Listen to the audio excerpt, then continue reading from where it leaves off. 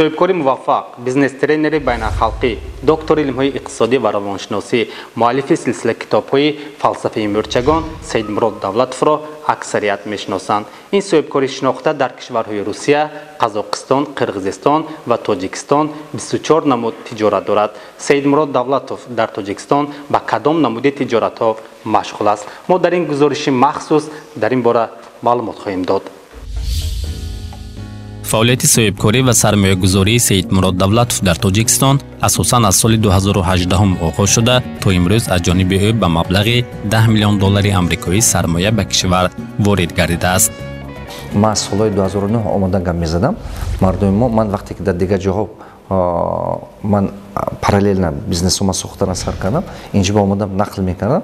مردم که به چشمش نمی‌دید، گمان می‌کنن که گپ خالی است. مثلا وقتی که مثلا خودم اکن آماده کردن سر کردم در 2 سال 3 سال آخر اینا دیده استودیوم ما حاضر اکن هر سال 2 تا 3 تا پروژه کرده رفتم میگیرم. من در این مدتی که من کار کردم زود از 10 میلیون دلار کاردگی هستم. اکن بعضش نیست شد، بعضش کار شد، بعضش میخیال.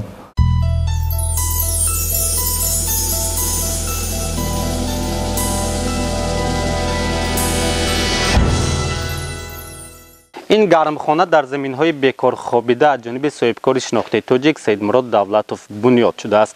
میدان گرمخانه 1 هکتار را تشکیل داده برای حاصل دلخواه به دست آوردن متخصصان بهترین تخم‌ها را از خارج کشور وارد کردند.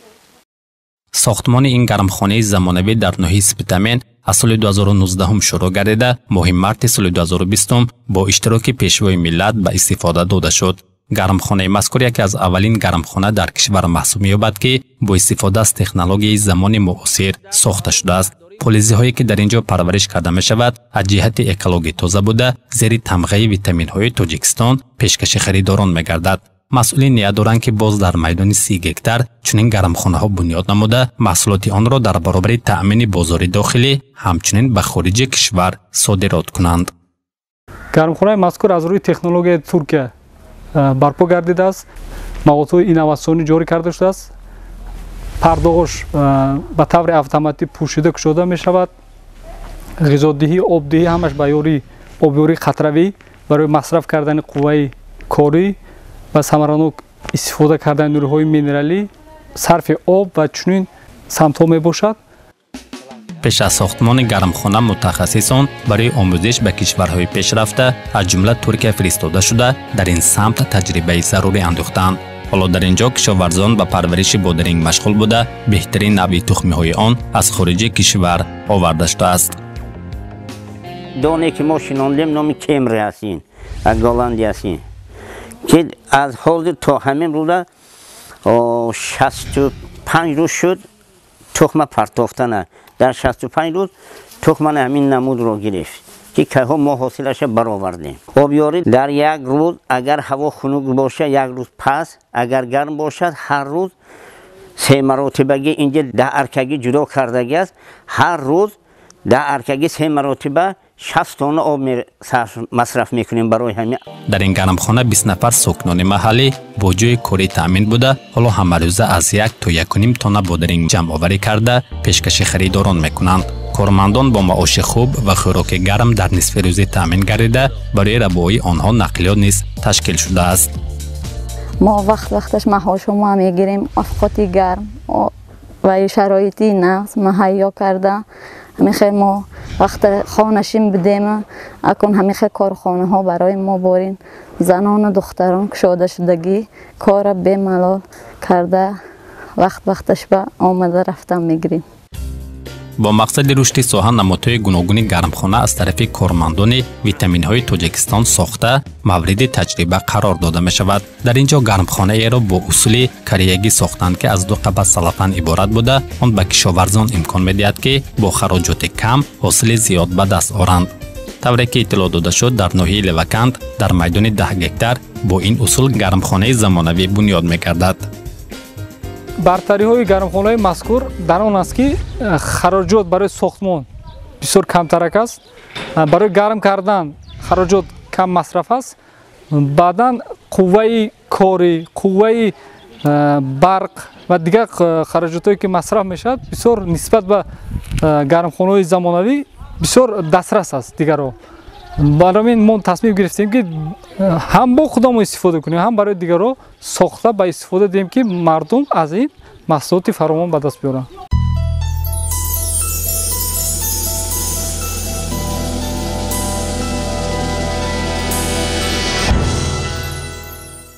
باغداری یکی از ساحه‌های مهم کشاورزی محسوب می‌یابد.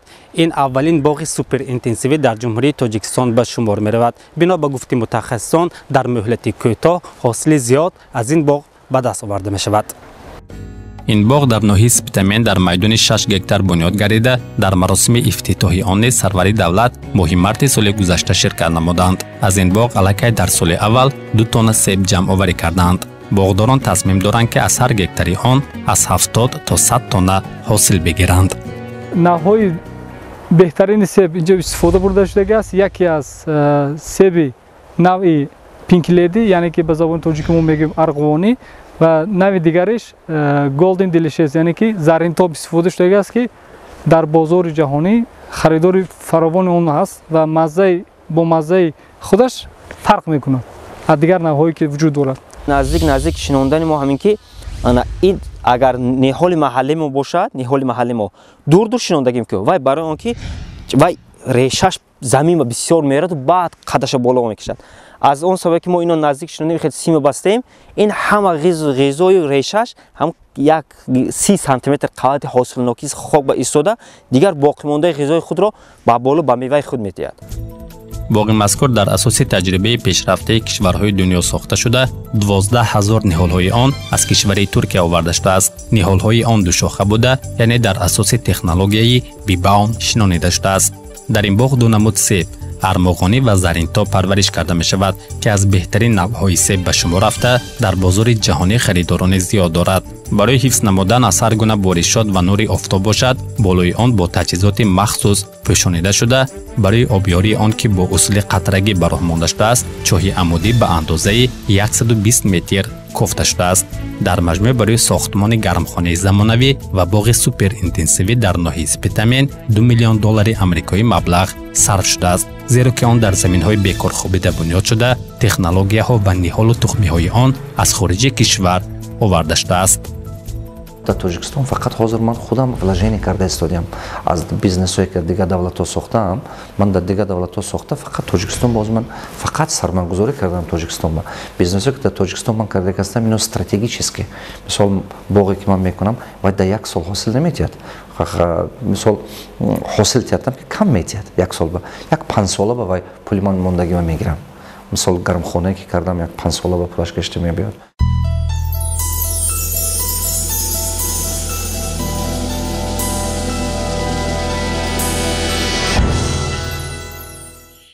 بغیر از این سید مراد دولت در ناحیه اشت جمعیتی دارای مسئولیتش محدود شربت اشت تأسیس داده است که در اختیارش زیاده از 100 گکتار زمین‌های زردآلو، انگور و خوش داشته همه ساله محصولات آن به بازارهای داخلی و خارجی فروخته می‌شوند.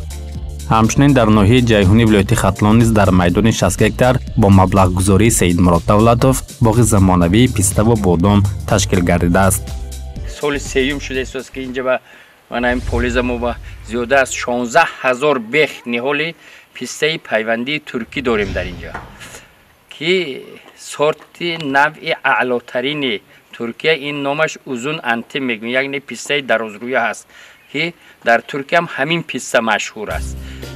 باغ با اصول قطرگی آبیاری گردیده بهترین نوع نهال‌ها از خارج کشور در اینجا پرورش و نگاه و بین کرده می‌شوند. باغ در زمین‌های بیکار خوابیده بنیاد گردیده برای کشیدن خط آبی پالیزی و کافتن چاه عمودی زیاده از 1 میلیون سومانی مبلغ صرف شده است. درختان باغ باشند به گفته متخصصان تا 300 سال و زیاده از آن حاصل خواهند داد. اینم در اسه میانه یکمی مراتب شده است که ما همین اکسپریمنت یعنی تحلیل گذرانده ایستادیم و من مؤسسه ما راهبر ما با تصمیم گرفته هستن که همین کارخانه بسته‌بندی هم پیسته براه میمونن یعنی پیسته با استحصال میشد بسته‌بندی میشود بعد از بسته‌بندی شدن بعد به خارج کشور صادرات کرده میشد. بنا به گفته متخصصان امکان دارد که همه ساله از هر یک نهال تا 15 کیلوگرم حاصل رویانیده شود. ساکنان محلی باشند خرسند از آن هستند که صاحب جای کار گردیدند. ما قشلاق به آب بودم، انچه کارگرها بیکار بودن.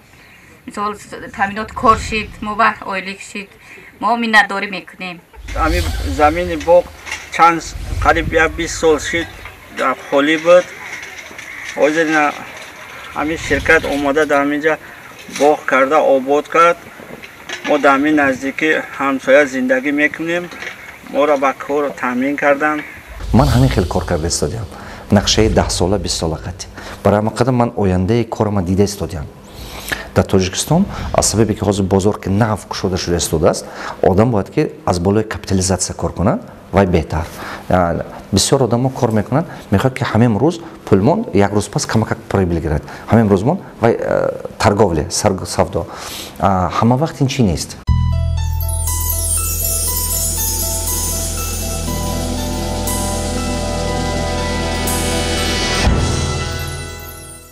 اینجا مکتب اکسفورد در شهر خوجند است که از جانب صاحبکار وطنی سید مراد دولتوف با مبلغ زیاده از 17 میلیون سومانی بنیاد گردیده است. مکتب برای 600 نفر خواننده پیش بینی شده. تعلیم در اینجا پرده با معیارهای بین المللی براه مانده شده است. مکتب اکسفورد در منطقه یگانه ارزیابی کرده می شود. حالا در این مکتب نزدیک 200 نفر خوانندگان در گروه های انگلیسی و روسی تحصیل می کنند. تحصیل در این مؤسسه از روی تعلیم معیارهای بین المللی مخصوصاً از روی سیستم دانشگاه کمبریج بریتانیا کبیر براه مانده شده است.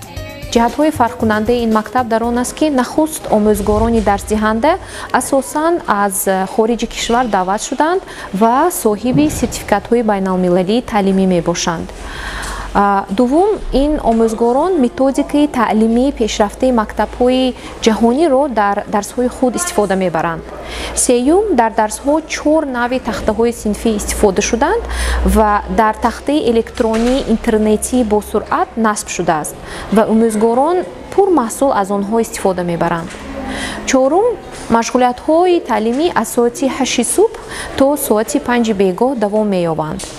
бар замми он маҳфилҳои гуногун аз қабили варзиши сабук, бозии шатранҷ, рассомӣ, дӯзандагӣ, кулолгарӣ, мусиқӣ ва сурудхонӣ, маҳфили дӯстдорони китоб амал мекунад. در مکتب اکسفورد تمام شرایط‌های زمان معاصر برای تعلیم خوانندگان فراهم آورده شده. 65% آموزگاران از خارج کشور میباشند که آنها دارای سرتیفیکت جوابگو به معیارهای بین‌المللی تعلیمند. مکتب اکسفورد دارای صنفخانه مجهز با تکنولوژی‌های معاصر و پیوست به شبکه بلندسرعت اینترنت، تالار و میدانچه ورزشی، کتابخانه معاصر با فراگیری 6000 کتاب‌های درسی و بدیعی، تالار برگزاری چاره‌بینی‌ها، کودکستان، سیستم گرم‌دهی، آشخانه و دیگر اینفراساختور ضروری است. هر یک انسان با هر چی ارزش دارد. بعضی آدم‌ها با خانه با دبدبه ارزش دارد. برای من نه. برای من یک کودکی که علم میگیرد، یک شخصی که توانا شود در پهلوام از ملتم، یک آدم ناکام با آرزوش برسد، یک آدمی که روح افتاده هست و روح شکسته است، وای حیاتش به چشمه امید پیدا کند، وای برای من بهتره.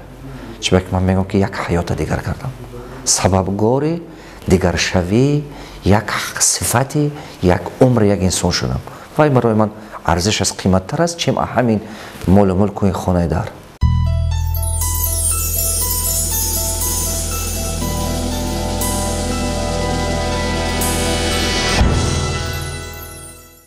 چند پیش نوری‌های مینرالی ارگانیکی با نام فیتاویت در یارمارک بین المللی سودا سوق 2021 در برابر محصولات دیگر کارخانه‌های صنعتی ولایت به نمایش گذاشته شد که استحصال آن از جانب کارگاه سید مراد دولتوف در شهر خوجند براه مانده شده است. آن پس از آموزش از طرف متخصصان بهای بلند گرفته صاحب سرتیفیکات نیز گردیده است. حالا برای وسیع کردن استحصالات کارها ادامه داشته در نظر است که در منطقه آزاد اقتصادی سوق کارخانه کلان با تکنولوژی معاصر بنیاد کرده شود. علاقه برای صادرات آن شرطنامه با کشور ازبکستان به امضا رسیده است، زیرا که این نوری‌های مینرالی ارگانیکی همچون محصولات بهترین اعتراف گردیده است. اساساً سه نمود فیتاویت رو ما استفاده کرده شدیم. فیتاویت گومن یعنی که برگی استفاده میشه، فیتاویت کلسیفرم یعنی که کلسی و آهن سومش فیتاوید گومین گل یعنی که در شکل گل سطلچه استفاده میکنیم که برای فراوان کردن همش حاصل باز قسم به قسم و اتاب به اتاب استفاده میکنید که حاصلی چی زراعت باشد چی درخت میوه دهنده باشد فراوان میکند. از سال آینده نقشه داریم که مساحت خود سیخ استحصال کنندمون زیاد کنیم علاقه از منطقه آزادی اقتصادی برای جدا کردن قطعه زمین ما درخواست خود را پیشنهاد کردیم و آینده در اونجا یک زواد بزرگی برای استحصال کردن نیروهای چه ارگانیکی باشد چه شیمیایی باشد استحصال کنیم و تمام استحصال کنندگان محصولات کشاورزی دهقانان فرمیان با محصولات وطنی تامین کنیم.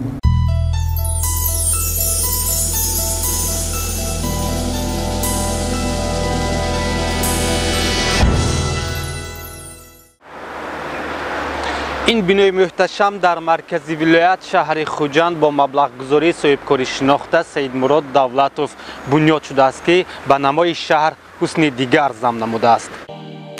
در آشانه یکم این بنا از جانب صاحبکار سید مراد دولتوف جمعیت دوره مسئولیتش محدود اتحادیه گروه رشد صنعتی تأسیس داده شده است. این جمعیت سال 2016 هم در کشور به قید گرفته شده مؤسس آن سید مراد دولتوف می باشد. آن مؤسسه و کارخانه هایی که در تاجیکستان به این صاحبکار تعلق دارد زیر تابع این جمعیت می باشد. جمعیت مذکور بسیار ساحه بوده در ساحه صنعت، کشاورزی، سودای خارجه، ساختمان، خرید و فروش با شرکت های خارجی و غیره ها فعالیت خود را به راه مانده است. طوری که اطلاع داده شد حالا در کشور در مجموع زیاد از 200 نفر شهروندان در شرکت هایی که سید مراد دولتوف تأسیس داده است فعالیت میکنند. تا امروز برای ساختمان انشاءات گوناگون ساحه در کشور از جانب سید مراد دولتوف با مبلغ 10 میلیون دلار آمریکایی سرمایه وارد گردیده است. همچنین در دیگر سمت‌ها نیز لایحه‌ها پیشنهاد و شرطنامه‌ها به امضا رسیدند. از جمله در نظر است که شروع از سال 2022 ساختمان مرکزی تقسیمات یک لخت در شهر دوشنبه، باختر و ناحیه سپتامین ولایت سوخت و اینچنین گرمخانه زمانوی در ناحیه لوکند آغاز گردد. در مجموع عین زمان جمعیت دوره مسئولیتش محدود اتحادیه گروه رشد صنعتی از روی 10 لایحه کاربری نموده ایستاده است. مرکزهای لوجستیکی، مرکزهای تقسیمات یک لختی که در نقشه داریم آنجا سرمایه گذاری و مبلغ گذاری خیلی زیاد رو طلب میکنند. از روی لایحه ساختمانی یکی از این مرکزهای تقسیمات یک لخت نرخ ساختمان آنها یا اینکه گوییم مبلغ گذاری ساختمان آنها زیاده از 17 میلیون دلار آمریکایی می‌ایستد. با مقصد دستگیری صاحبکاری از جانب حکومت کشور مخصوصاً پیشوای ملت تدبیرهای مشخص راه اندازی می‌گردد. از جمله مرکز تقسیمات یک لخت و گرمخانه زمانوی که با مبلغ گذاری سید مراد دولتوف ساخته می‌شود امتیازها داده شده است. این هم خود دستگیری حکومت جمهوری تاجیکستان است. این هم یک تکانی برای پیشرفت فعالیت تجارتی یعنی که فعالیت صاحبکاری می باشد. همچنین جمعیت دوره مسئولیتش محدود اتحادیه گروه رشد صنعتی صاحب سامانه خود با نام UDI گروپ می باشد که در اینجا درباره به کدام نمود تجارت ها مشغول بودن سید مراد دولتوف در جمهوری تاجیکستان و کشورهای خارجی معلومات مفصل داده شده است.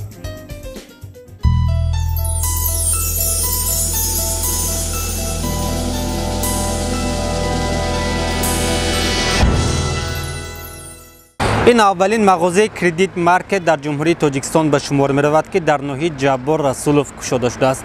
این مغازه زیاده از 2 سال است که فعالیت نموده. در اینجا 150 نمودی مال‌های تکنیکی هم طریق نقدی و هم طریق کردیتی پیشکشی ساکنان می گردد.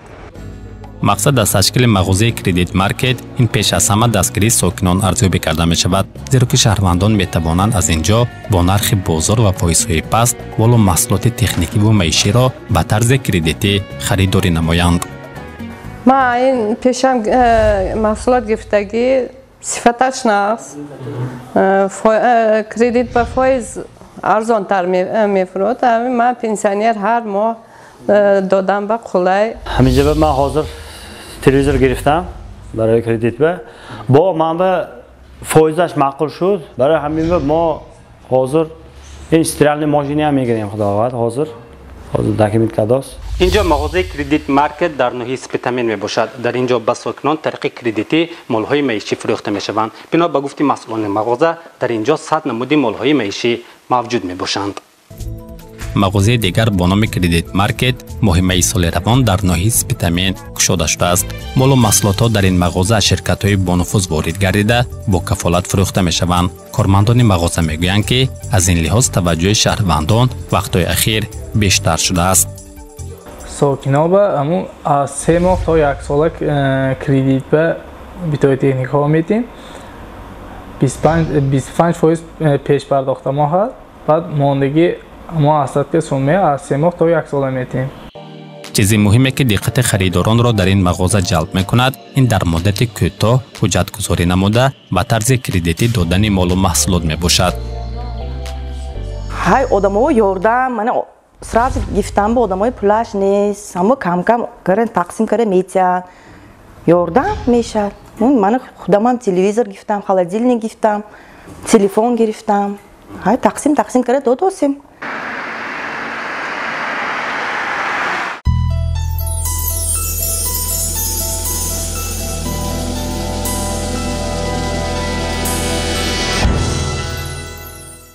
طول چند سال می شود که در مرکزی ولایت شهر خوجند مرکز بین المللی رشد انسان سما فعالیت می نماید. هدف اساسی این مرکز بلند برداشتن سواد مالیوی ساکنان و رسیدن به ثبات مالیوی ارزیابی کرده می شود.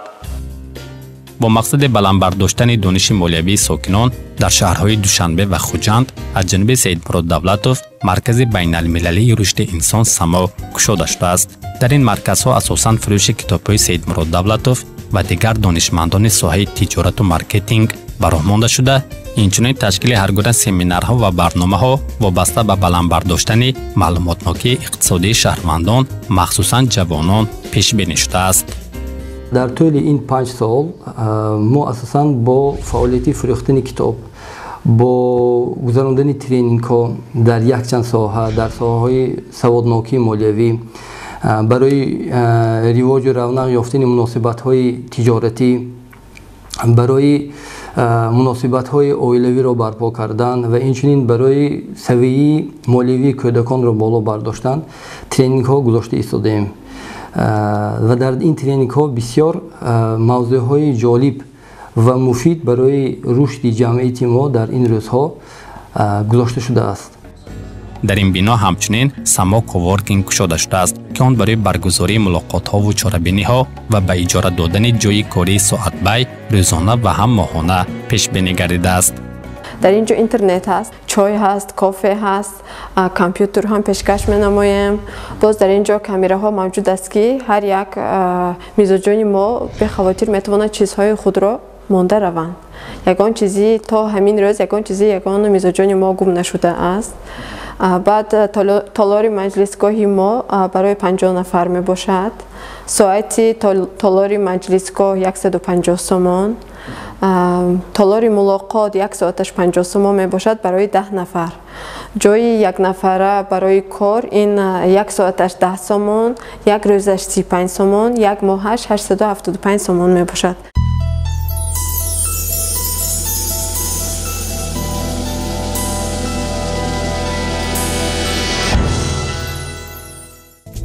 همزمان طول چند سال است که در شهر دوشنبه لایحه اجتماعی خانه دانش عمل میکند که مؤسس آن سید مراد دولتوف می باشد. در اینجا زیاده از 2000 کتاب‌های زمانوی از ادبیات جهان و معاصر موجود است. میسیای خانه دانش این است که با جاری نمودن فرهنگ کتابخوانی شرایط مهیا سازیم که استعدادها با روش آسان مهارت کسبی پیدا کنند و ما تاثیر نیک بر روزگار مردم داشته باشیم. در این مکان اساساً کتاب‌ها باید به مارکتینگ، تجارت، پسیخولوژی، ترجمه حال نفران موفق و تاریخ شرکت‌های پیشرفته دنیا موجود بوده. خوانندگان می‌توانند که از آن به طور رایگان استفاده نمایند. در اینجا همه شرایط‌ها هستند. خب یا از سحر تا بگه درهایش باز هستند و ما همه وقت می‌توانیم که کتاب‌ها را هم برده خانه بخوانیم هم اینجا خوانیم.